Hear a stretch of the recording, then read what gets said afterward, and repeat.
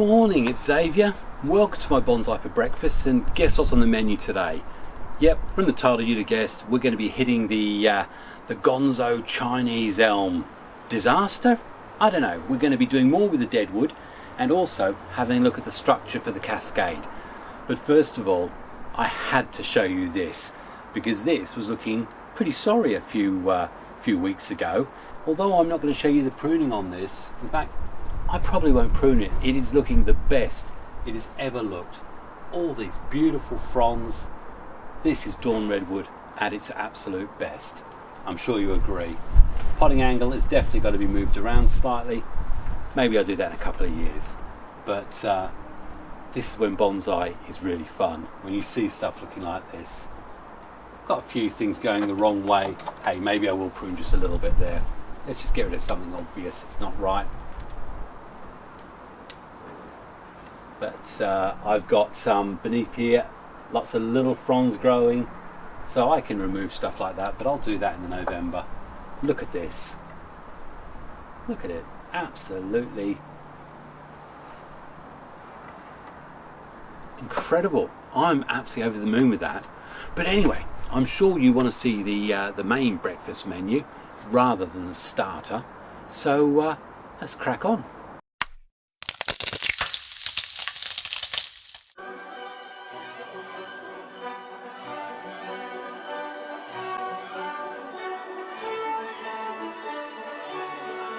So here it is, and I haven't touched it since you last saw it, and I still love this this cascade where it's going to be. But the obvious thing we do have to decide is there's also this branch behind it. And no, there's not going to be any big branch removals. That's why it's for breakfast, because we're not going to do anything major that may make us a bit ick-pick in our tummies.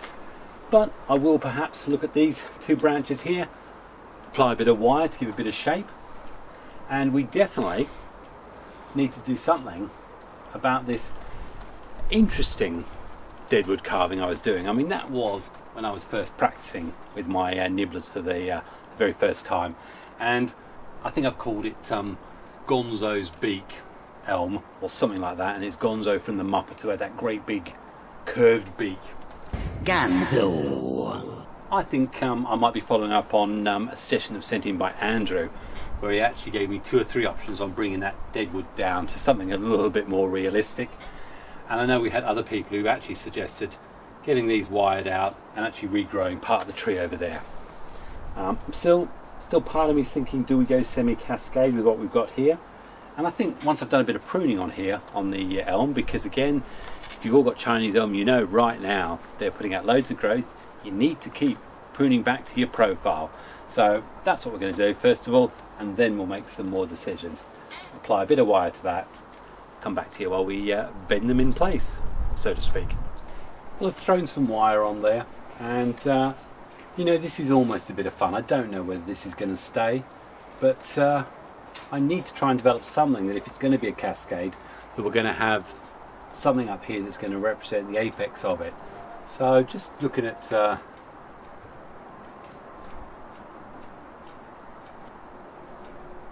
put in some interesting shapes right now. And in terms of the plan for these bends, just putting a little bit of gentle movement in, putting some different levels and layers, and just see what comes from these points that are budding. Other places can still bud. Just try and make some use of these. So I'll do the same to this one here.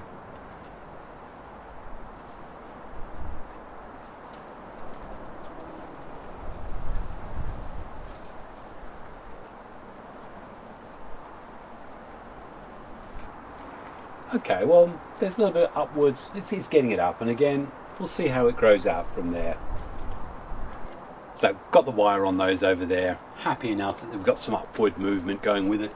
Still need to sort this out and bring that down a little bit, perhaps. But it's time to tackle this great bush down here and bring it right back. One thing about Chinese elm that I've always learned is your shears are never ever too sharp. Notoriously, it doesn't matter, well, I've found whatever the quality of the shears, they so quickly blunt when it comes to cutting these that I'm forever trying to sharpen them. So make sure you've got your sharpening stone or your 80 grit sanding block to keep those blades sharp while you're cutting. Right, let's get to it, shall we? Well, what a surprise. We had rain for 2 days solid, so I haven't got near this since then. And it did actually occur to me that many of you who've joined my channel over the last year really won't know much of the history of this. And yes, I've got a playlist about Chinese elm, which is really good. And I do say to you, please have a look at it, because we won't do in-depth pruning of this. You'll just see the before and after. Whew, need to breathe more often. But I mean, this was a magnificent 40-year-old Chinese elm, classic. It was worth a lot of money, although I think in the early days I called it Zelkova. There was a great debate in my early 6 months, which was quite amusing. But hey, tell you what, while you're enjoying your Rice Krispies, have a quick look at this minute's worth of montage of those 4 videos to see just how we've got to this point.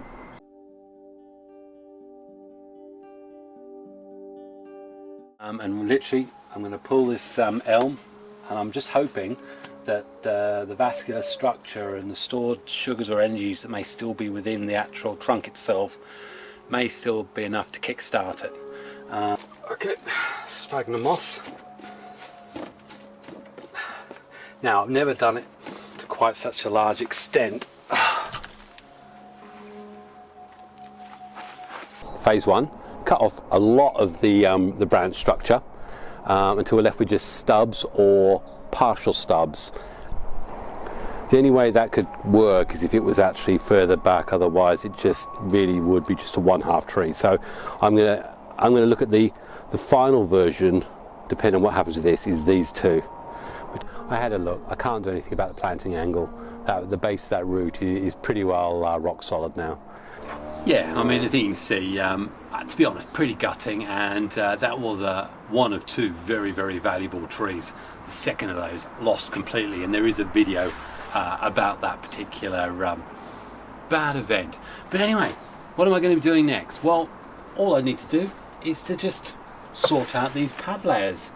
If we're looking at this being a Chinese elm, we've got one pad that's here, so I want to define that and cut right back. Now, I think I said to you that these need to be constantly cut, need to be constantly sharp, and I've basically got my 80 grit sand block with me, so I will keep on cutting back.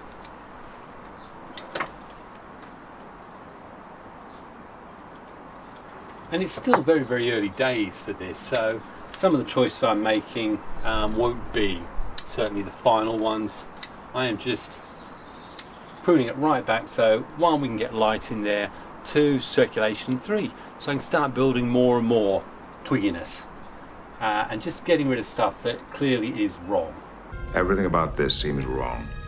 Now, I do want to create a better understanding of layers, which means stuff that I originally had here I'm going to get rid of, because we've got a potential pad just here coming out. Got a little bit of dedge there, so we don't want that. And what's going to happen now is we'll get this pad lower down here.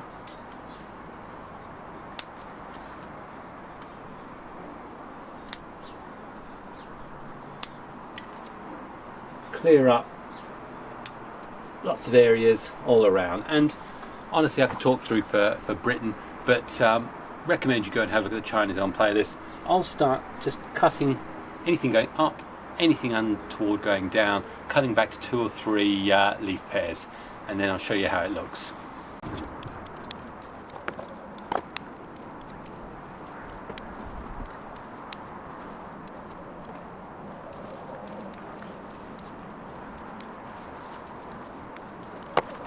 Well, that went pretty fast, and while that was happening, the rain was falling. So I've got to quickly rush inside and get the washing off the line. Urgh, hate this country. So as you can see, what I've done is create a nice clear layer, taking a lot of branches back to 2s and 1s and try to keep them in a direction coming forward. Done the same here, and it does mean losing a lot of material. But from that, I now have space to grow a decent structure, and that's what you have to do. And with Chinese elm, they're really, really good at this. You can cut them back hard, and I'll do the same here. I mean, you get this great big long branch here, absolutely useless. In fact, if you look at the whole branch, it's coming all the way across here. It's underneath this pad which I'm trying to form, coming from under here. You know, I really have to look at it and go, the closest I need to do is bring it back to that, but then there's still nothing there. I'd like a bud right in there. So probably that's the move. So I've removed that entire amount of structure, or that entire amount of branch growth, so that I can have any hope of forming a credible, when I say a credible pad there as I go along, removing dead bits, and you always get dead bits on the arm, and again stuff that's growing up and away, I can remove them straight away. Now this actually here is quite a long bit, and truthfully I need to take that back. There's a little black bud there which hopefully will come through. Got length here back to 2 or 3, and again I may grow even harder a little bit later on, but that I think makes for a much nicer pad. So all we need to do now is look at the rest of this and recognise that I love all this growth, but it's not actually much good to the design. Even this one here, long with nothing close in. So I'm going to cut it back, which then means that we look at that again and we realise that that is still too long. So I'm going to cut it back even further. And that is the process of redefining and rebuilding a decent pad structure. And I'll go right around and do that to the rest of it. Much cleaner and clearer, and much more progressive, and bodes better development for the future. Well, there we go. It's only took me 10 minutes. As you say, the same thing I've done here, created here, internal. I can get my hands right in. You can see the primary branches. You can see the secondary branches, so it makes the twigginess of the tertiary much easier to allow to flush out and to thicken. And initially it will thicken in a very narrow sort of thin layer, but then you can build that up once you've got the pad desire or shape you want. So you know, actually, there's an argument, if I was really daring, is to put the front like that, so we look into it and then have stuff growing up around the back of it. But yeah, we've got this.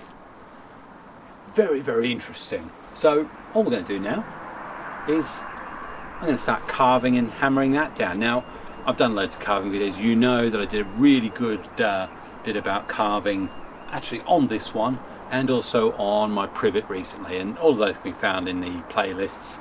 But let's get the old heavy tool out and get poking around in there, shall we? Okay, glassed up, gloved up, got my little ear things in there, you can't see them. I'm ready to go.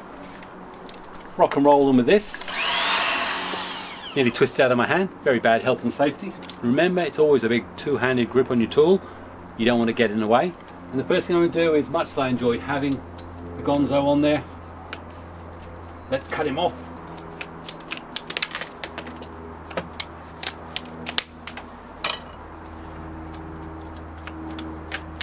Okay.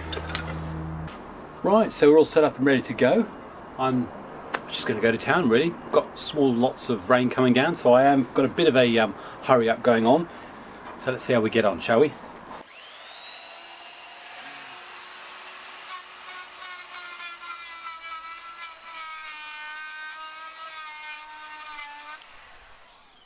Forgot about the sawdust, get my hat on.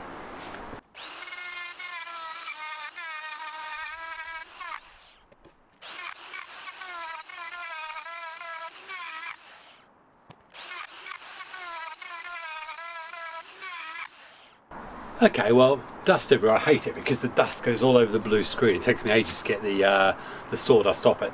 Right, you can clearly see that what I haven't done is brought it down in any sort of height.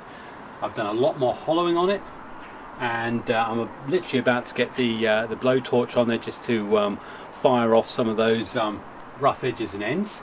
Clearly I need to protect the living stuff behind there. I often, when I'm unsure, I mean I know that's a great high piece, but if this stuff grows around it, if it's solid it could be quite impressive. So I'm going to keep the height because I can always, in another year, if I really look at it and go, it just doesn't look right, then I can bring it down slowly in height or just let it naturally erode.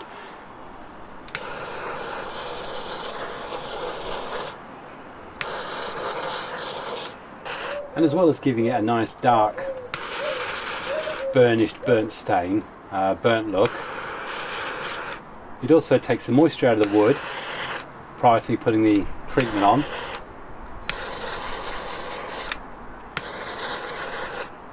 And as I say, that just burns off all those little chipped ends.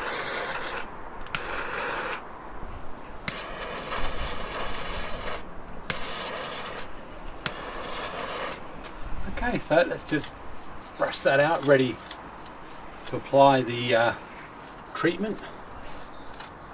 Really happy once you start burnishing it, does make a difference. You all know the stuff I use. Deadwood preserver comes from Chinese Elm Bonsai. It is basically a linseed oil preparation.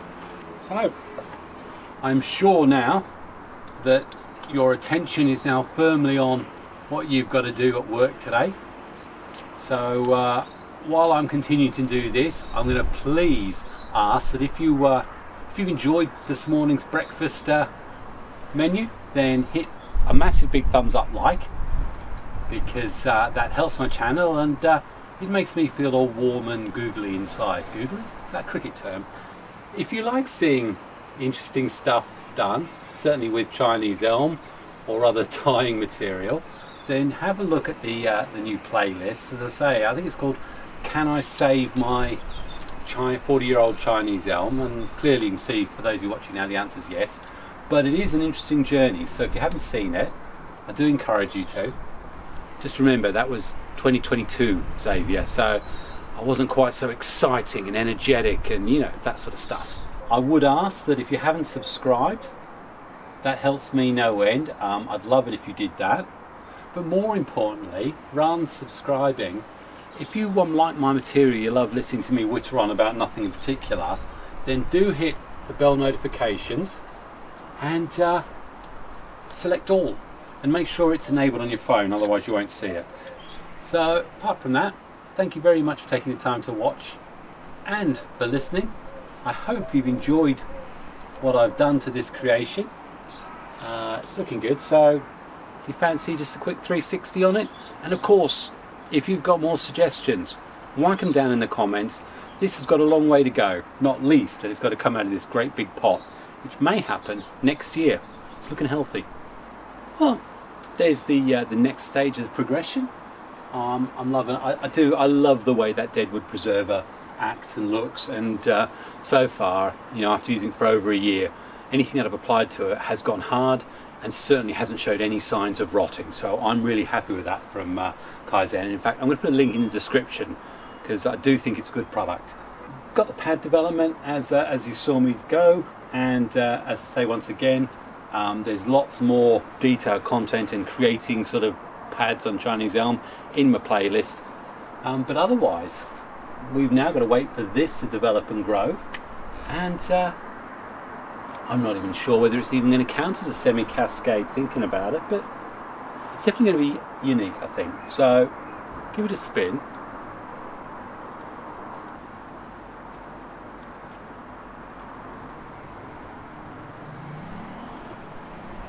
I mean, I definitely think with those branches now wired up, which was again another suggestion made by someone, that this is going to be very, very interesting.